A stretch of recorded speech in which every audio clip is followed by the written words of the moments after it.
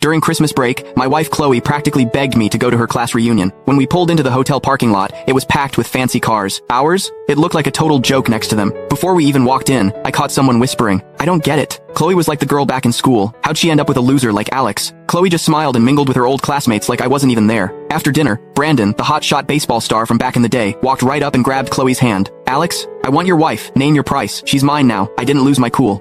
I just laughed. "You two might want to think twice. Divorcing me is gonna cost you way more than you think." Honestly, I wouldn't have come to this stupid reunion if Chloe hadn't kept bugging me about it. We'd been together for years, so I figured I'd take a day off and show up. But I never expected someone to hit on my wife right in front of me at dinner. What really got me? Chloe was totally into it. "Long time no see. Your negotiating skills have gotten better," Brandon said, leaning back and twirling his car keys. "Consider the money a thank you for babysitting Chloe all these years. You think you can threaten me with jail? Do you even know who I am?" Before I could say anything, Chloe snuggled up to Brandon. She was wearing this bright red dress, makeup perfect, but now she was draped all over another guy, acting all helpless. "Alex, just take the money. It's better for everyone." I smirked watching them cuddle up. "So you two planned this whole thing, huh?" Chloe had been calling me non-stop lately, pushing me to come to this reunion. Now it made sense. She teamed up with the school's golden boy to pressure me into a divorce in front of everyone. No wonder she'd been so distant since we got married. She had someone else on her mind the whole time. The second I said that, Chloe's face changed. "What are you talking about? Brandon and I are in love. If he hadn't been forced to study abroad, we would have been together years ago." I was floored. Everyone knew Brandon dumped her back then. Now suddenly, it's some tragic love story? I didn't know how they reconnected, but right now, Chloe was still legally my wife. I was pissed. No way, I was just gonna swallow this. "Chloe, do you have any idea what kind of mess you're getting into? Breaking your vows and forcing a divorce?" I looked her straight in the eyes, but she couldn't look back. Brandon pulled her closer, playing the hero. "Cut the crap.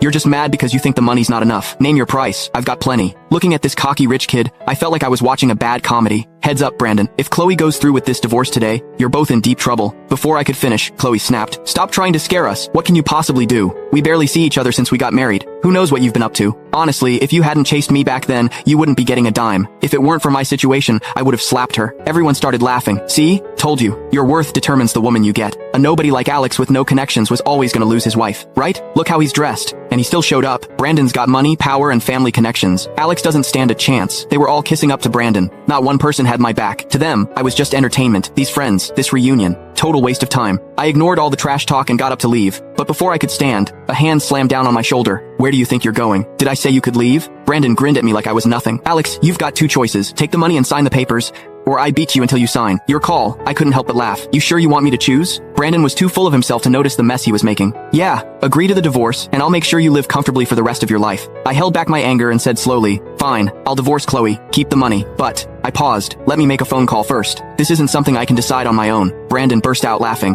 "You think you're that important? I'm being nice by giving you a choice. This isn't a negotiation. Call whoever you want. You're getting divorced today."